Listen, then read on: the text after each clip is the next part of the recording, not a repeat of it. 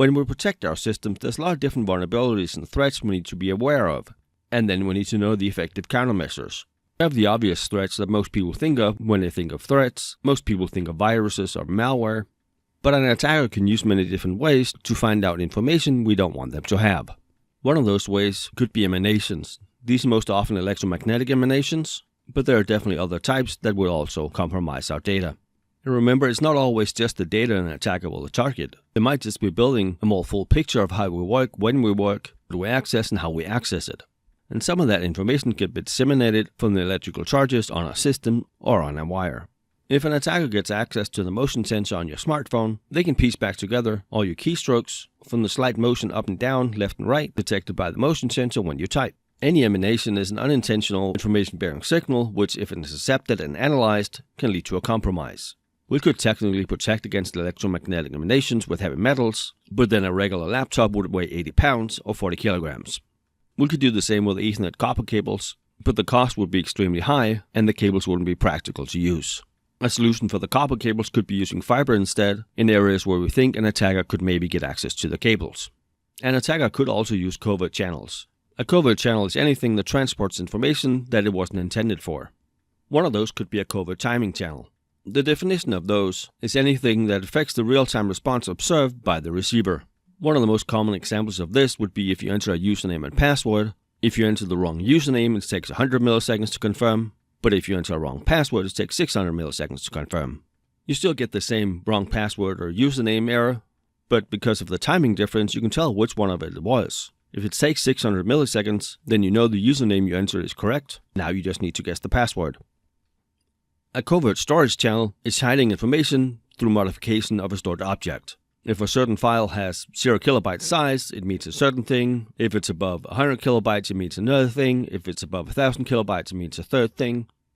An attacker could also add a payload in the outbound ICMP packets we have if they're not blocked. Or they could send a package to a certain IP in a certain port, and that combination of IP and port will correspond to a letter or a word. Then whoever's receiving the information will just assemble the order they came in at and get the information without anything really being sent that could be discerned from our end. Unless you have a good reason for it, it might be a good idea to block outbound ICMP packets. Another way of doing this could be steganography. Steganography is hiding a message within another media. That could be invisible ink, the hidden clues in Da Vinci's paintings. You can really hide the message in anything, but the most common things would be an image or a soundtrack. If you look at the two images on the right here, each of those has millions of pixels. We can use the program to change the shading on many of those pixels, and to the naked eye you can't tell the difference. The image looks normal, but it still has the information hidden away in it. On the bottom image, I've hidden the first chapter of Charles Dickens' Great Expectation, 1867 edition. That's 4 pages of text, size 11 font, or just over 7,700 characters. Even scrolling in on a high-resolution monitor, I couldn't see the difference. But I sent it to someone else, asked them to use the same steganography program I did, and they were able to read the entire text. I'm not sure how much this really is used. I've never seen it used in practicality, but again, understand how it works. And it can be a fun way to send secret messages to other people. Many companies also use digital watermarks to protect the copyright of their music or their images. They can either be hidden using steganography or they can be visible. It's most often used to fingerprint files. So if you buy a legal copy of a CISP study guide online, download it as a PDF, and then decide to share it with a bunch of people, your account name, your name, or some identifiable information will be embedded in the file and they can figure out who shared it.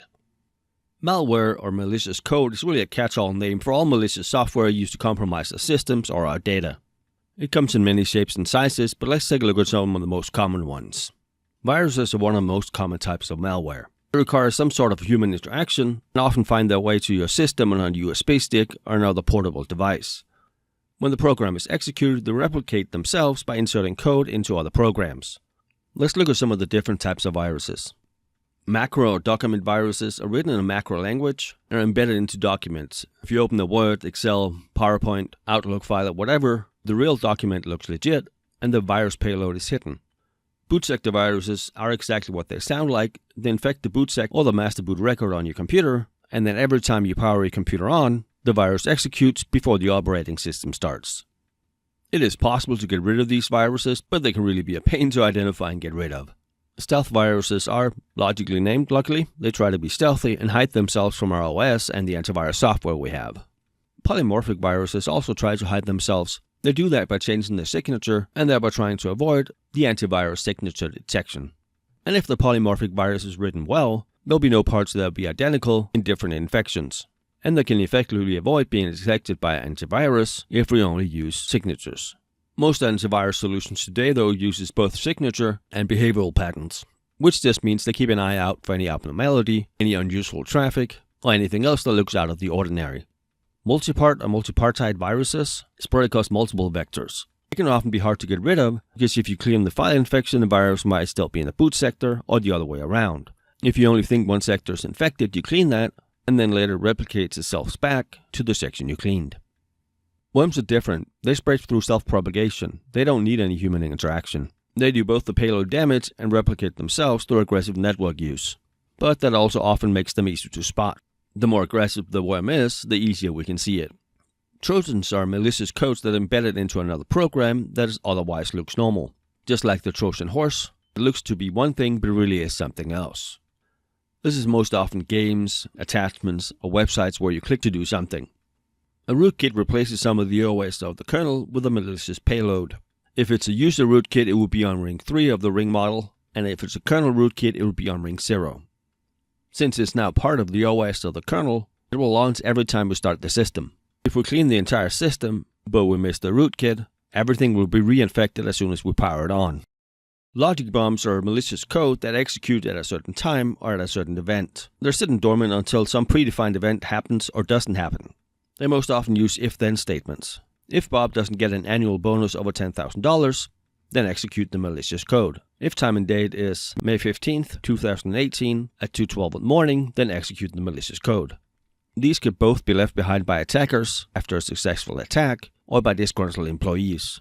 If we don't discover them, we can be seriously compromised.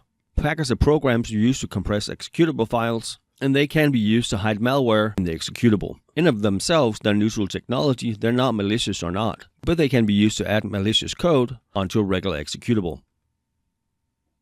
To protect us against much of this, we use antivirus software. Antivirus software can really be broken into two categories. Signature-based antivirus looks for known malware signatures, but you must update it constantly. It's not uncommon for signature-based antivirus software to update multiple times daily. Heuristic or behavioral-based antivirus software looks for abnormal behavior. This can result in a lot of false positives.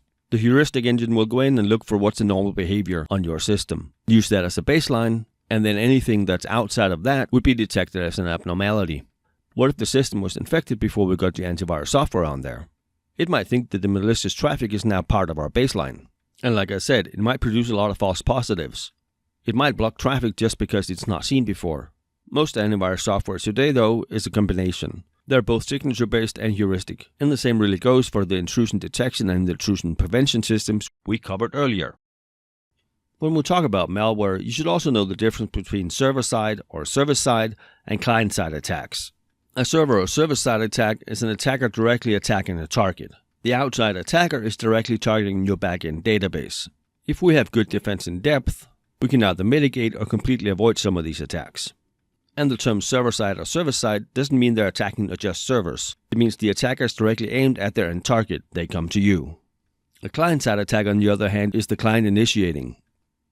The user goes somewhere, gets infected with malicious content, normally from a web browser or game, something they download, instant messenger, whatever it may be, but you go to them. Client-side attacks are often more successful, since the firewalls often are configured to protect very well, to protect against someone from the outside trying to access your network, but many times it's not as restrictive. In those cases, often reflect the firewall rules in place. Since we established the connection from within our network, it's probably okay to send the traffic back. A server-side attack is them attacking your target directly. A client-side attack is you going to them, then getting compromised.